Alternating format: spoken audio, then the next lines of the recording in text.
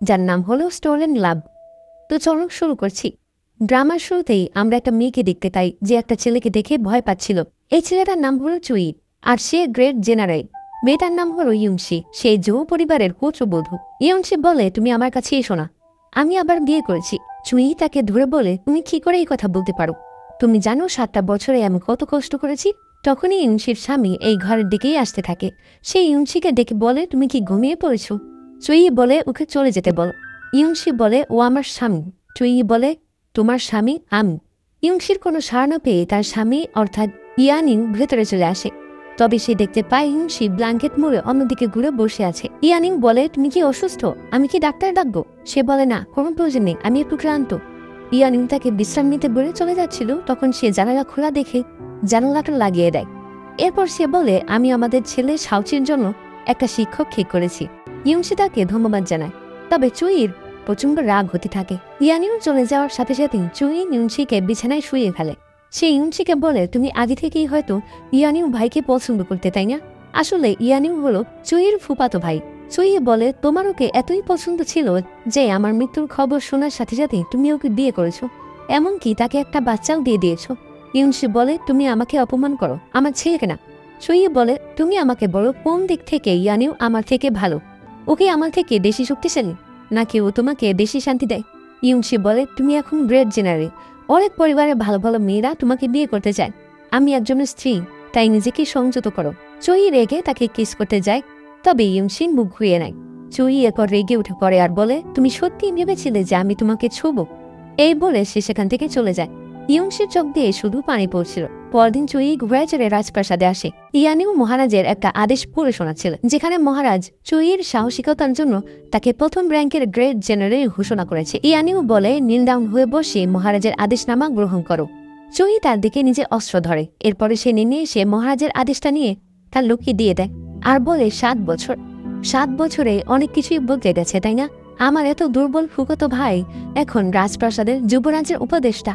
আমি কি তোমাকে জিজ্ঞেস করতে পারি আমার স্ত্রী কেমন আছে? ইয়ানিউ নিজের জামার ভেতর থেকে একটা টোকেন বের করে আর বলে, এটা কি তোমার?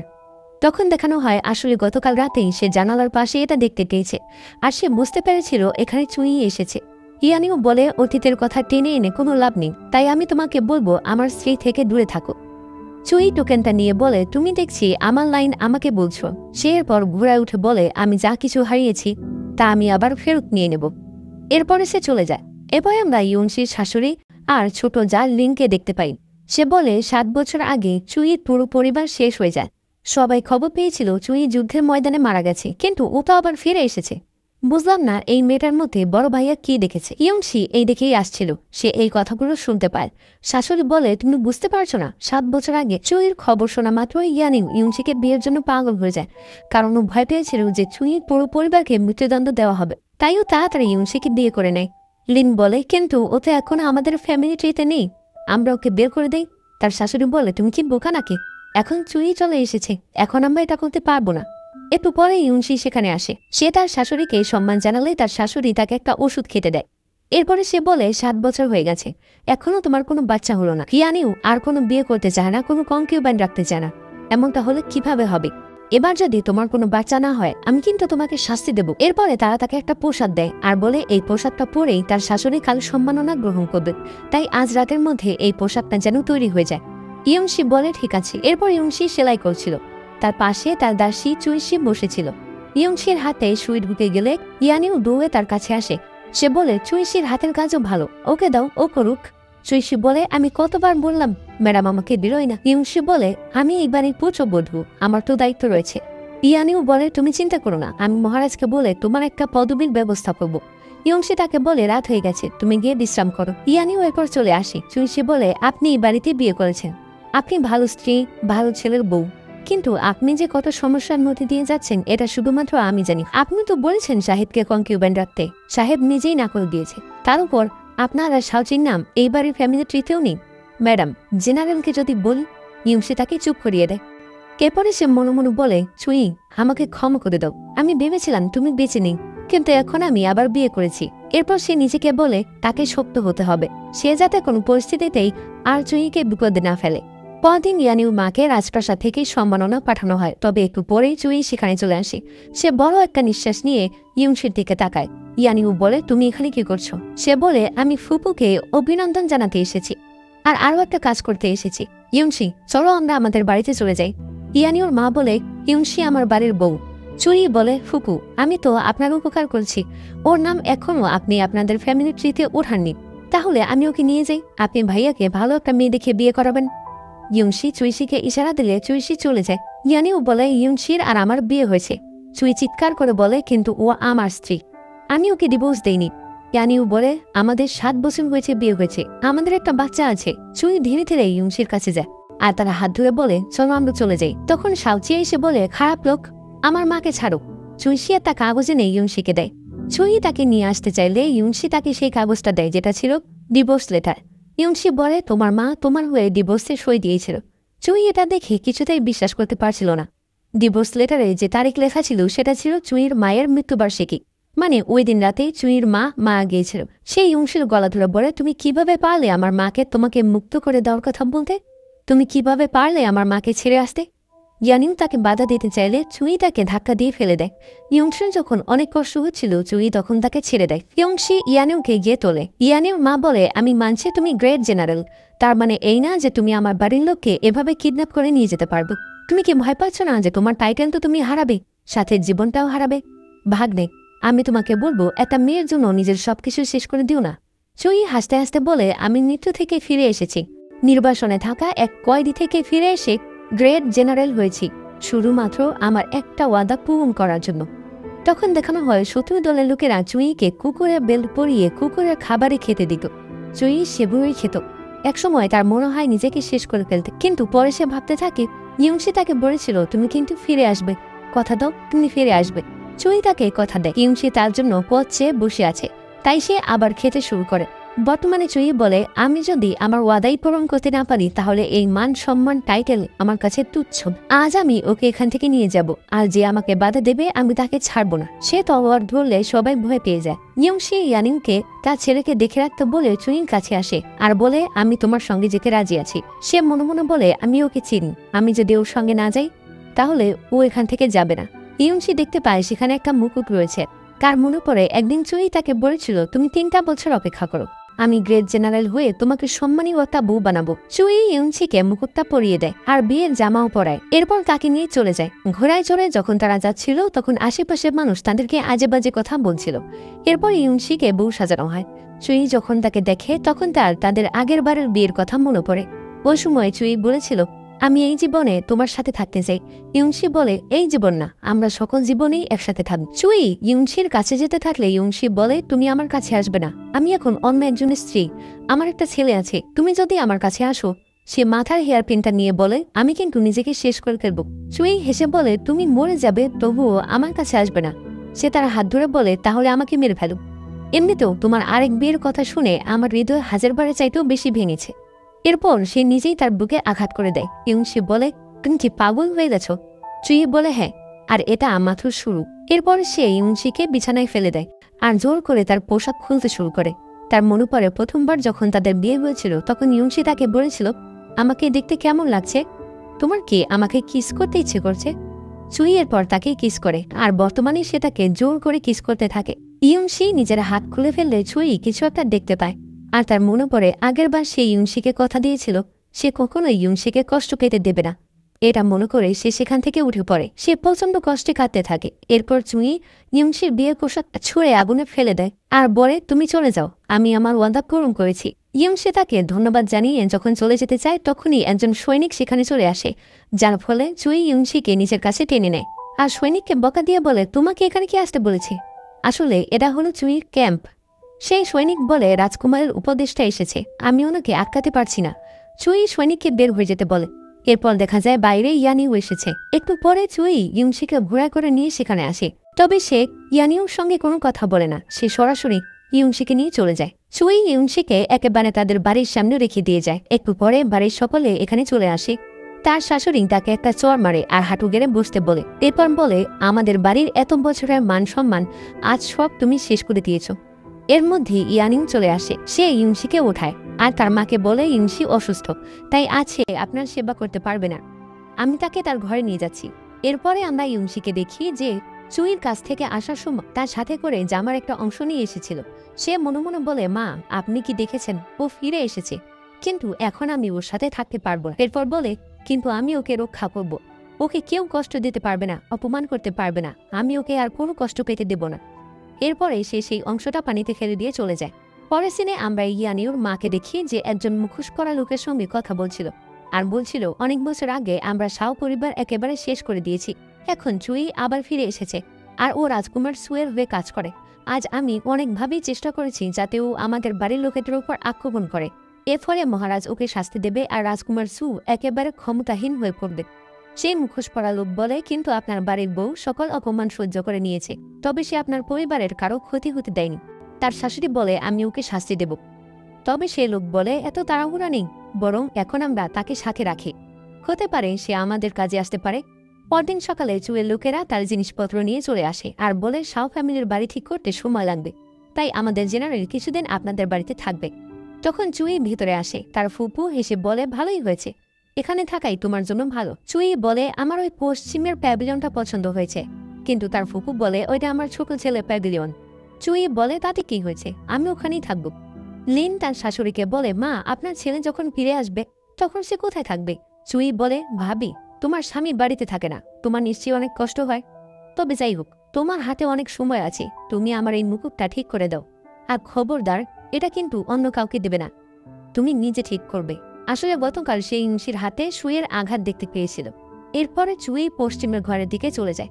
একটু পরে ইয়ানিও অনেকগুলো জিনিস নিয়ে সেখানে আসে। চুই বলে, ভাইয়া লোকে বলছে তুমি আর ইউনশি নাকি গতকাল আমাকে অভিনন্দন জানাতে গিয়েছিলে, কখন আমার তো মনে পড়ছে না।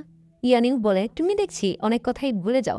চুই বলে, আবার অনেকে বলছে গতকাল রাতে নাকি আমি ইউনশির সঙ্গে অনেক কিছু করেছি, আমাদের মধ্যে নাকি সবকিছুই হয়েছে। ইয়ানিও বলে, লোকের কথা আমি বিশ্বাস করি না। চুই হেসে বলে, আসলেই তুমি উপদেষ্টা, এইগুলো কথা সহ্য করার ক্ষমতা তোমার আছে। যাই হোক, এখন যেহেতু আমি এসে গেছি তাহলে আমিও তোমাদের বাড়িতে থাকবো, যেমনভাবে আমার স্ত্রী তোমার বাড়িতে থাকে। সে নিজে টোকেনটা দূরে বলে, তুমি কি আরেকটা বাচ্চা চাও? আমার মনে হয় ইউনশি গত রাতে অলরেডি প্রেগনেন্ট হয়ে গেছে। এইবার ইয়ান রেগে তার কাছে এসে বলে, তুমি ভাবছো এগুলো করে তুমি আমাদেরকে আলাদা করতে পারবে? তুমি ইউনশিকে ভালো করে চিনো, ও মরে যাবে তবে কখনো ও নিজের ইচ্ছার বিরুদ্ধে কোনো কাজ করবে না।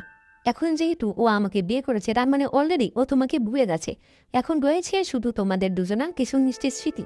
তবে তুমি যদি ওর সঙ্গে এরকম ব্যবহার করতে থাকো তাহলে সেগুলোও থাকবে না, কারণ ও তোমাকে চরমভাবে ঘৃণা করতে শুরু করবে। সে একটু সামনে এসে বলে, 7 বছর হয়ে গেছে, আমরা এখন সুখী কাপল, আমাদের একটা ছেলে আছে, একমাত্র তুমি আছো যে কিনা এখনো অতীত নিয়ে পড়ে আছো। এই বলে সে সেখান থেকে চলে যায়। চুইয়ের ভীষণ রাগ হচ্ছিল, তবে কথাগুলো তো সত্যি।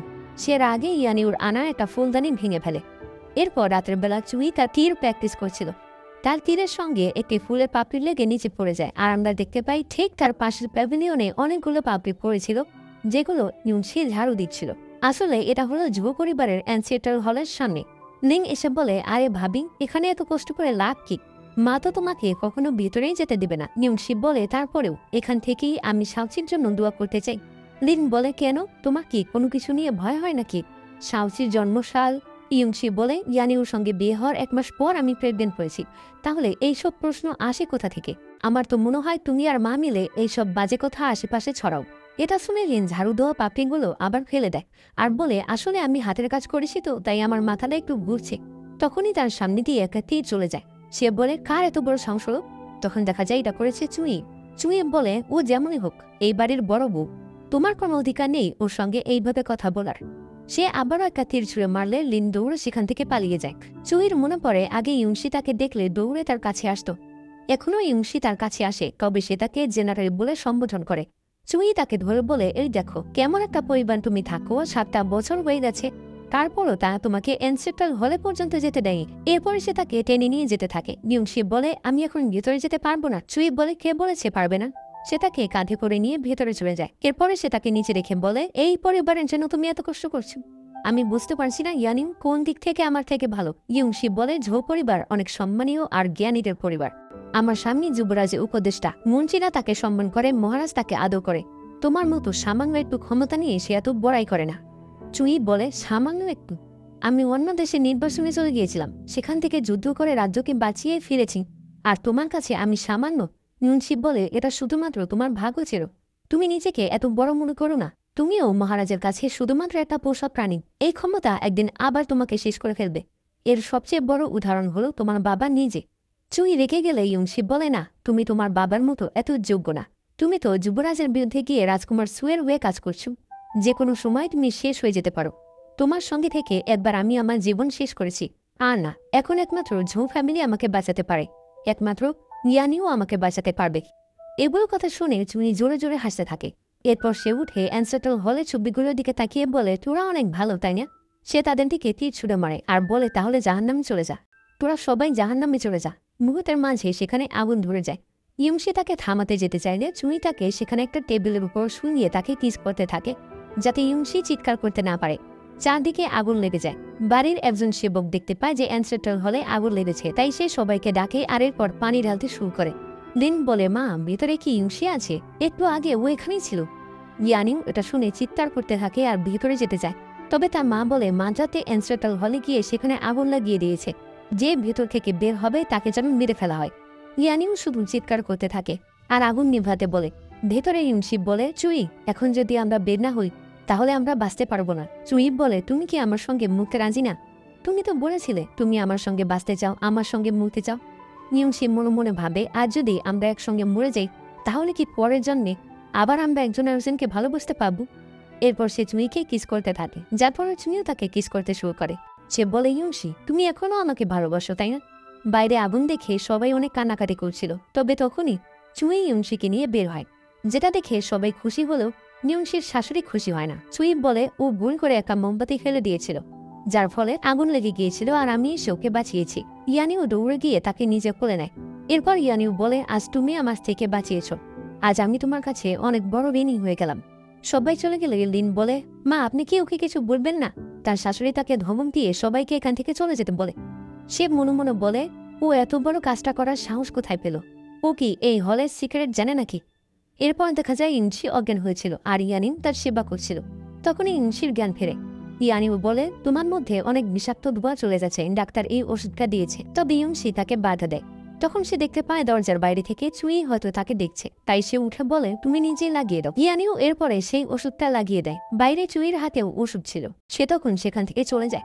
ইয়ানিও ইয়ংশিকে বিশ্রাম করতে বলে বাইরে আসে। সে চুইকে বলে, দাঁড়াও, তুমি তুমি কি চাইছো? তোমার আর তোমার পরিবারের জন্য ইয়ংশি একবার মৃত্যুমুখে বেঁচেছে, এখন আবার কি তুমি ওকে মেরে ফেলতে চাইছো? চুই বলে, এর মানে কি? ইয়ানিও বলে, ওই দিনও তোমাদের পুরো বাড়িতে আগুন লাগিয়ে দেওয়া হয়। ইয়ংশি কোনো মতে তোমার মাকে ঘর থেকে বের করে নিয়ে এসেছিল। তখনই ইয়ানিও সেখানে পৌঁছায়। সে বলে, আন্টি, আমি ইয়ংশিকে বিয়ে করতে রাজি আছি। চুইয়ের মা ইয়ংশির হাতে সেই ডিভোর্স লেটারটাই ধরিয়ে দেয় আর বলে, তুমি ইয়ানিওকে বিয়ে করো। এরপর ঝৌ পরিবারেই থাকবে। তুমি মনে রাখবে, তোমাকে বাঁচতে হবে। বর্তমানে ইয়ানিও বলে, তুমি জানো তোমার বিয়ে করা নতুন বউ বাড়িতে ছিল। এলাকার মানুষ তাকে বথালে বিক্রি করে দিতে চেয়েছিল। এত কিছুর পরে ও এখন একটু ভালো আছে। তুমি যদি সত্যি ওকে ভালোবেসে থাকো তাহলে এখন তোমার উচিত ওকে ওর মতো থাকতে দেয়া। এই বলে সে চলে যায়। এরপরে চুই ভাবতে থাকে, এই 7 বছরে তুমি কি কি সহ্য করেছ। তখনই রাজকুমার সু সেখানে আসে। সে বলে, আমি খবর পেয়েছি ঝো পরিবার একটা সিক্রেট মেসেজ নিয়ে এক জায়গায় যাচ্ছে। চুই বলে, এই দিনটার জন্য আমি অনেক দিন ধরে অপেক্ষা করছি। তার সৈনিক বলে, আমরা সেনাদের তৈরি করছি। চুই বলে, দরকার নেই, এর জন্য আমি একাই যথেষ্ট। এরপর দেখা যায় জঙ্গলের মধ্যে একটা ক্যারেজ যাচ্ছিল। তখন চুনি সেখানে চলে আসে। সে সকলকে মেরে ক্যারেজ থেকে যখন একজনকে বের করে তখন সে দেখতে পায় এটা তো ইয়ংশি। ইয়ংশি বলে, জেনারেল, আপনি নিশ্চয়ই হতাশ হয়েছেন। তখন দেখানো হয় সে তার শাশুড়ির কাছে গিয়ে বলে, মা, চুই কোনো কারণ ছাড়া অ্যানসেটল হল হয়তো পুরায়নি। সে হয়তো কিছু একটা প্ল্যান করেছে। তার শাশুড়ি বলে, কিন্তু আমরা তো শত্রু না। ইয়ংশি বলে, তাহলে আপনি ওকে পরীক্ষা করে দেখুন। সে তার কানে কানে একটা কথা বলে। তার শাশুড়ি বলে, এক সময় তো তুমি ওকে ভালোবাসতে, আমি তোমাকে কেন বিশ্বাস করব? ইয়ংশি বলে, কারণ ও আসার পর থেকে শুধুমাত্র আমাকে বুড়ি করছে। ওর প্রতি কোনো ভালোবাসাই এখন আর আমার নেই। তার শাশুড়ি বলে, কিন্তু এই কাজটা করবে কে? ইয়ংশি বলে, আমি করব। বিনিময়ে আমি শুধু চাই আপনি আমাকে আর সাউজিকে আপনাদের ফ্যামিলি ট্রিতে ওঠাবেন। বর্তমানে চুই বলে, তুমি একা এখানে চলে এসেছো। তুমি কি মনে করো তোমাকে মারার সাহস আমার নেই? ইয়ংশি বলে, মেরে ফেললেও আমি খুশি হব যে আমি আমার পরিবারের জন্য মরতে পেরেছি। এতে আমার কোনো দুঃখ থাকবে না। চুই বলে, তুমি ভুলে গেছো কিভাবে এই ঝো পরিবার আমার পুরো পরিবারকে কত কষ্ট দিয়েছে? ইয়ংশি বলে, মানুষ বদলায়। এখন যদি আপনি যুব পরিবারের শত্রু হন, তার মানে আপনি আমার শত্রু। চুই বলে, একদিন আমি এই পুরো যুব পরিবার শেষ করে ফেলব, এমনকি তোমার ছেলেকেও। এই বলে সে চলে যায়। ইয়ংশি মনে মনে বলে, আমাকে দোষ দিও না, তুমি আর শাওচি যেন ভালো থাকো, এই জন্য আমি সবকিছু করতে রাজি আছি। এরপরে দেখা যায় ইয়ানিউর মা যুবরাজের সঙ্গে কথা বলছে। আসলে যুবরাজের সঙ্গে মিলে সে কাজ করে, আর ওই দিন ওই কালো মুখোশ পরা লোকটাও যুবরাজই ছিল। আজ যুবরাজ বলে, আপনি চুইকে মেরে ফেলতে পারবেন না, কারণ বাড়ি ভর্তি মানুষ, তাছাড়া এখন সে আপনার বাড়িতেই খাচ্ছে। আর যেহেতু চুই ইউনশির অনেক কেয়ার করে, তাহলে তাকেও আপনার সাথেই রাখতে হবে, যাতে সময় হলে আমরা তাকে ব্যবহার করতে পারি। এরপর দেখা যায় অ্যানসেটাল হল আবার সাজানো হয়েছে। আজ ইউনশি আর শাওচিকে এই যুব পরিবারের ফ্যামিলি ট্রিতে জায়গা দেওয়া হয়েছে, মানে এই পরিবারের একজন হিসেবে তাদের নাম ফ্যামিলি ট্রি এর খাতায় ওঠানো হয়েছে। ইয়ংশির মনে পড়ে ওই দিন রাতে তার শাশুড়ি তাকে বলছিল, তোমার আর তোমার পেটের সন্তানকে বাঁচতে হবে। আমি তোমার বাচ্চার নাম রেখেছি, ওর নাম হবে শাওচি। আমি দোয়া করি ও যেন বড় হয়ে অনেক সুন্দর একটা জীবন কাটায়। বর্তমানে ইনশি সেই ফ্যামিলি ট্রি এর নোটিশ হাতে নিয়ে মনে মনে বলে, মা, আমি বাঁচব, আমি আমার মিশন কমপ্লিট না করে এই পৃথিবী ছেড়ে যাব না। বাইরে থেকে চুই এগুলো দেখছিল, আর সেও খুশি ছিল। এরপরে চুইয়ের সামনে দিয়ে ইনশি আর তার ছেলে চলে যায়। পরে সিনে দেখা যায় মহারাজ বলছে, অন্যের বউকে নিয়ে গিয়েছিলে, অন্যের বাড়িতে অ্যানসেটল হলে আগুন ধরিয়ে দিয়েছ, এরকম হাজারো নালিশ আসছে তোমার নামে। রাজ্যকে বাঁচাতে তুমি যদি যুদ্ধ না করতে, তাহলে আমি এর শাস্তি দিতাম।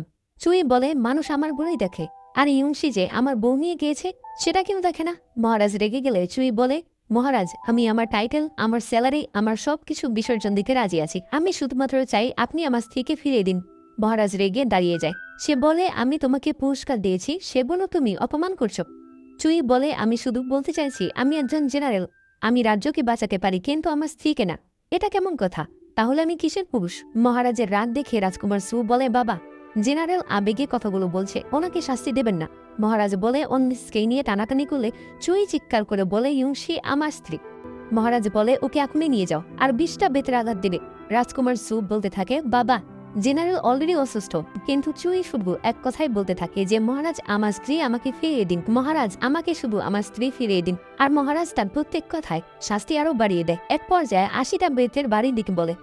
এরপরে চুইকে বেতের আঘাত দেওয়া হচ্ছে, আর পরও সে শুধু বলছিল, মহারাজ, আমার স্ত্রী আমাকে ফিরিয়ে দিন। এদিকে ইয়ংশিনা খাবার খাচ্ছিল, তখন লিন এসে বলে, মা, মহারাজ নাকি জেনারেলকে 80টা বেতের আঘাত দিয়েছে, আর সে এখন অজ্ঞান হয়ে গেছে। রিয়ানিউ ইয়ংশির হাত ধরে যাতে ইয়ংশি হাতের খাবার ফেলে না দেয়। এরপর সে বলে, মা, আপনি চিন্তা করবেন না, আমি ডাক্তার এনে চুইকে দেখতে যাচ্ছি। লিন বলে, শুনেছি সে নাকি মহারাজকে বলেছে যে সে ভাবিকে চায়, আর এই জন্য মহারাজ রেগে তাকে এতগুলো শাস্তি দিয়েছে। তার শাশুড়ি বলে, তোমরা সবাই এখান থেকে চলে যাও। ইয়ংশি চলে যায়, তবে লিন সেখানেই বসে থাকে। তার শাশুড়ি বলে, তুমি গেলে না কেন? লিন বলে, মা, বাবা জেনারেলের নামে মহারাজের কাছে নালিশ করেছে, আর এই জন্যই তো জেনারেলের এত শাস্তি হলো। তার শাশুড়ি বলে, তোমার বাবা আর তোমাকে পুরস্কার দেওয়া হবে। ইয়ংশি চুইয়ের ঘরের সামনে গিয়ে আড়াল থেকে দেখতে থাকে। সে দেখে দাসীরা তাড়াহুড়া করে পানি নিয়ে যাচ্ছে। ডাক্তার চলে যাওয়ার সময় চুইয়ের সৈনিককে বলে, আমি সবচেয়ে ভালো ওষুধ দিয়েছি, এখন যদি ওনার জ্বর না কমে আমার কিচ্ছু করার নেই। তারা চলে গেলে ইয়ংশি সে ঘরে যায়। সে দেখতে পায় চুই উপর হয়ে শুয়ে আছে, আর সে এখনো বিড়বিড় করে বলছে, মহারাজ, আমার স্ত্রী আমাকে ফিরিয়ে দিন। ইয়ংশি এগুলো দেখে কাঁদতে শুরু। সে চুইয়ের মাথাটা নিজে কোলে নেয়, আর এরপর রুমাল দিয়ে তার মাথা মুছে দেয়। ইয়ংশি কেঁদে কেঁদে তখন একটা গান গাইতে শুরু করে। সিন চলে যায় ফ্ল্যাশব্যাকে। 15 বছর আগে চুই দেখতে পায় তাদের বাড়ির সামনে দিয়ে একটা মেয়ে যাচ্ছে। হঠাৎ করে সে মেয়েটি তার কাছে আসে, আর তাকে একটা পিঠা দিয়ে বলে, আজ আমার জন্মদিন, দেখো মা আমাকে কত সুন্দর জামাটা কিনে দিয়েছি। এরপরে সে তার সাথে থাকা মহিলার সঙ্গে চলে যায়। কয়েকদিন পরে চুই তার মায়ের সঙ্গে খাবার খাচ্ছিল, তখন সে একটা বাচ্চা মেয়ের কান্না শুনতে পায়। সে বলে, মা, কে কাছে? তার মা বলে, ওই পাহাড়ের গুহায় একটা বাচ্চা মেয়েকে ফেলে রাখা হয়েছে, তার বাবা মা কেউ নেই, সে অনাথ। বেশিরভাগ অনাথ বাচ্চাদেরকেই যদি কেউ নিতে না চায়, তাহলে এলাকার মানুষজন ওই গুহায় এনে ফেলে যায়। তুমি কিন্তু সেখানে যাবে না। তবে একটু পরে চুই একটা মশাল নিয়ে সেখানে যায়। সে মেয়েটিকে চিনতে পারে, আসলে এটাই ছিল ইয়ংশি, যে কিনা তাকে জন্মদিনের পিঠা খেতে দিয়েছিল। চুই বলে, তুমি আমার হাত ধরে উপরে উঠে আসো। তবে ইয়ংশির হাত উপরে পৌঁছায় না, তাই চুই নিজে লাফিয়ে সেখানে নেমে যায়, আর তাকে বলে, তুমি ভয় পেও না, আমি আছি তোমার সঙ্গে, আমার মা ঠিক আমাকে খুঁজতে চলে আসবে, চলো আমি তোমাকে একটা গান শোনাই। আর তখন সে এই গানটাই গিয়েছিল, যেটা বর্তমানে ইয়ংশি গাইছে। এরপর ইয়ংশি বলে, ওই দিনেও তুমি আমাকে বাঁচাতে এসেছিলে, কিন্তু যখন তুমি দেখলে তুমি আমাকে গুহা থেকে নিয়ে যেতে পারবে না, তখন তুমি নিজে আমার সঙ্গে থেকে গিয়েছিলে, বলেছিলে তোমার পরিবার আসবে তোমাকে খুঁজতে। এতগুলো বছর হয়ে গেছে, এখনো কেন তুমি এমন? তুমি কেন আমাকে ছেড়ে যেতে পারো না? এগুলো বলে সে কাঁদছিল। এভাবেই রাত পার হয়ে সকাল হয়ে যায়। ইয়ংশি চুইকে বালিশে শুয়ে দিয়ে যখন আসতে যায় তখন চুই তার হাত ধরে ফেলে। ইয়ংশি তার হাত ছাড়িয়ে নিচে আসলে চুই ঘুমের ঘরে তাকে ডাকতে থাকে আর বলে, তুমি আমার জন্য অপেক্ষা করো। ইয়ংশির মনে পড়ে ওই দিন সে তার শাশুড়ি আর যুবরাজের কথা আড়াল থেকে শুনতে পেয়েছিল। ইয়ংশি এরপর বাইরে চলে আসে, তখন সে দেখতে পায় ছাতা নিয়ে ইয়ানিও সেখানে দাঁড়িয়ে আছে।